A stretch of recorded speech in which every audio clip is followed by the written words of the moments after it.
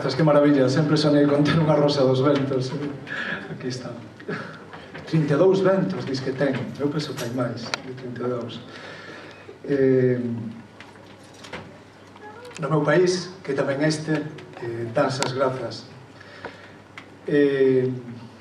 Danse as grazas ás persoas que puseron en marcha este soño, porque para facer isto houbo que soñalo antes.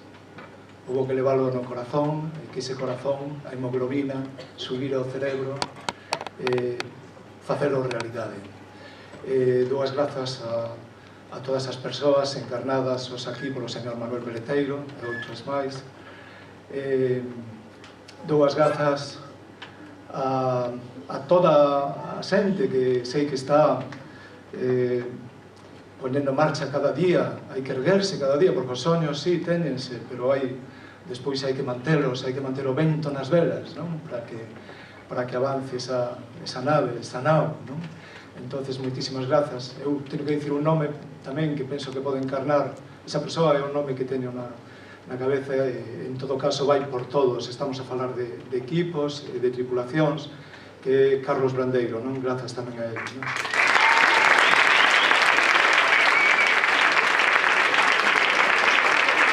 Grazas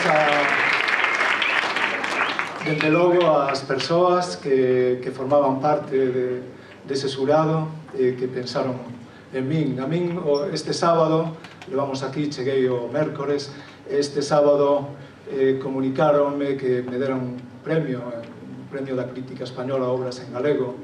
Claro, levei unha alegría ao non me presentara. É un premio que non te presentas e danche máis alegría. Pero, desde logo, nada comparable a este, de verdade, de todo, canta con decoración, entre aspas, levei, non hai nada comparable a isto. Grazas. Grazas, creo que, se non me equivoco nos nomes, Rocío e Agustina, verdade? Grazas a Rocío e Agustina, que fan de maravilla, fan que un se sinta inmediatamente ben neste lugar humano, este lugar de memoria, este lugar de emoción. Grazas, eu teria que dar a cada un e a cada unha, non? Pero penso, había un rapaciño, pequeniño, era máis pequeniño, dixeronme que se chamaba Lorenzo. Pois grazas, Lorenzo, así, grazas a todos, non? A todos. Estaba lembrando un verso, un poema de Curros Enríquez a Rosalía de Castro, que decía mireina aló pola orela, mireina pasar, na frente unha estrela, no bico un cantar.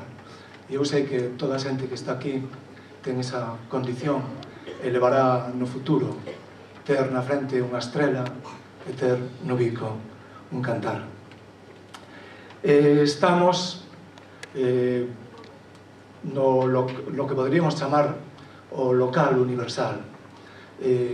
Estamos, cando se fala moitas veces, hai unha división artificial, non? En pensar o que é local, o que é a cultura do propio país, do propio lugar, e despois o que sería o resto do mundo ou outras identidades. Establecese ás veces como unha relación de que se un quere o seu, pois ten que querelo máis co outro, hai unha especie de competencia ou de exclusión. A cultura sírvenos, este exercicio de soñar, sírvenos justamente para superar iso e non velo nunca como un dilema. O universal sería o local sen paredes, aberto, igual que o faro, igual que o vento, pero igual que ese faro que dá cos seus lampos de luz, dá luz, non discrimina ningún barco, non di cara ao mar, non di a este barco non lle dou luz, a este outro sí, para orientalo, non, dálle luz ao mar inteiro, dálle luz a todos. Entón, eu síntome aquí no corazón, poderíamos dicir, do local universal, dese lugar sen paredes, un lugar de biodiversidade. Penso que a cultura, en xeral, o xeito de estar no mundo, temos que pensalo en termos ecolóxicos, de como, igual que falamos, de que o mundo necesita da biodiversidade para precisamente evitar esa desfeita, esa violencia destructiva, iso que chaman cambio climático e outros perigos, a extinción de especies, os propios problemas que se derivan de seísmos, sublogamentos, iso que pon en perigo o noso fogar, e que é unha cuestión que nos debe unir a todos. Penso que esa ollada de biodiversidade debemos tamén aplicada á nosa vida, ao noso xeito de estar, á comunidade, ás propias culturas. Non hai identidades excluintes, é unha maravilla que Galicia se teña esta dimensión como de país portátil. Eu síntome moitas veces que estou máis en Galicia aquí que non naquilo no que chama metrópoli, non? Ou no que leva no mapa o nome de Galicia.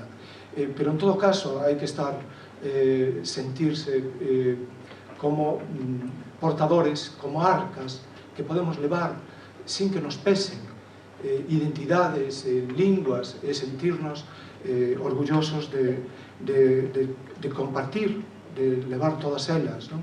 E que este como célula mai, porque isto é posible gracias a eses galegos e galegas que os soñaron, que este Galicia como célula mai aínda dá moitísimo máis orgullo, pero tamén eu introduciría outra palabra, responsabilidade, obriga, porque por exemplo, cando falamos de conservar unha cultura, conservar unha lingua, non hai tantas linguas no mundo, non hai tantas, e moitas, cada día temos noticia de que se extingue unha.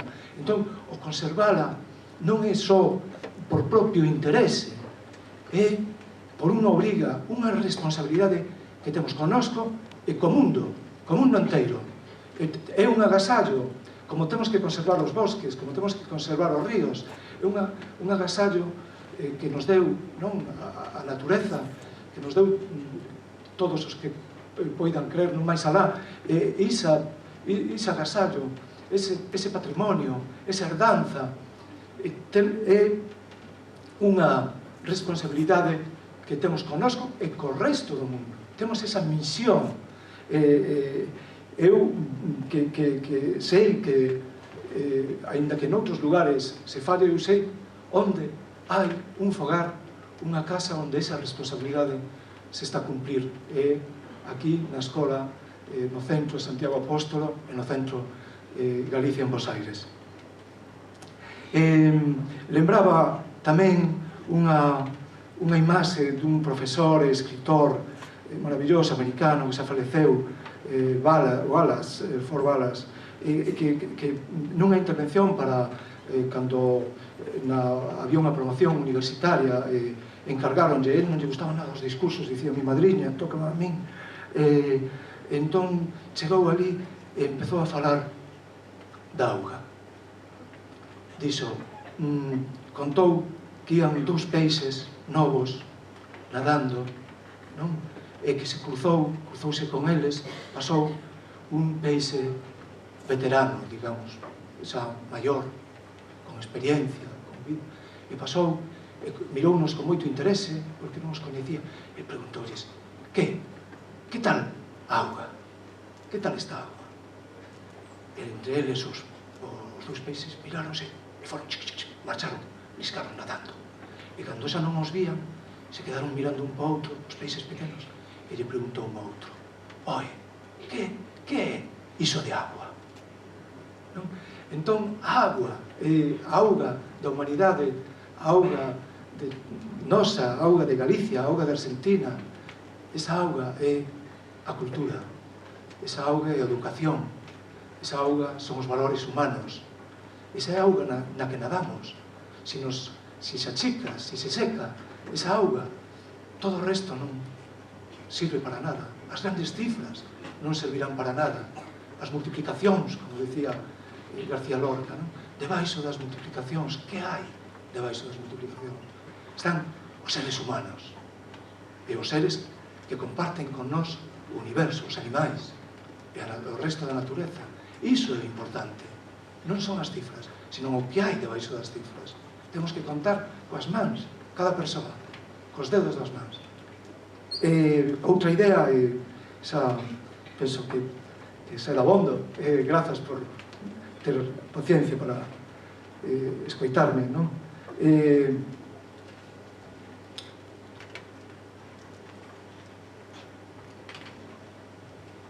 hai que aproveitar o tempo. Non podemos ser indiferentes, non podemos estar no mundo como móviles, non? E dicir, o que te pasa outro? A ferramenta máis importante que temos é hai moita tecnoloxía, moitos cacharros nestes tempos para comunicarnos. E fixeron a última enquisa que lín, preguntaron, era unha enquisa transnacional, digamos, preguntaron cal é o primeiro problema para vostede. E saiu de primeiro problema, mirade que hai problemas comuns, saiu de primeiro problema a soidade, o estar só, a soidade. Entón, temos, ademais de todos, fixadevos o paradoxo, temos moitos aparatos, moitos aparellos, smartphone, tabletas, portátil e tal. En cambio, o primeiro problema é a soidade. Ás veces estamos todos xuntos aí, cada quen co seu aparello, e non nos comunicamos co que está en fronte. É dicir, as redes sociais son importantes, pero a rede máis importante é a rede presencial. E iso é un país. Eso, de verdade, é un país, é unha cultura. Eu aquí teño a sensación, estou a falar eu agora, pero teño a sensación de que veño sempre e aprendo. É unha viaxe de descoberta, de aprendizaxe. E marcho, ás veces os depósitos de esperanza están a medias, non sabes moi ben, pero hai momentos de desacougo, hai momentos de caída, pero momentos en que te levantas, que te soergues, hai que caer e levantarse sempre, os ciclos da vida.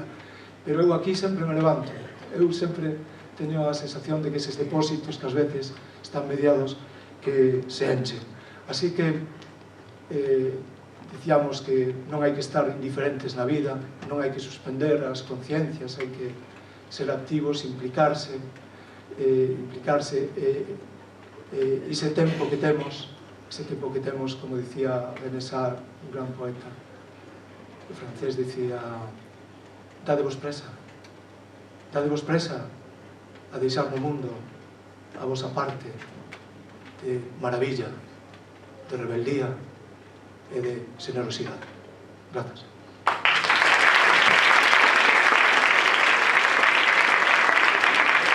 Moitas grazas.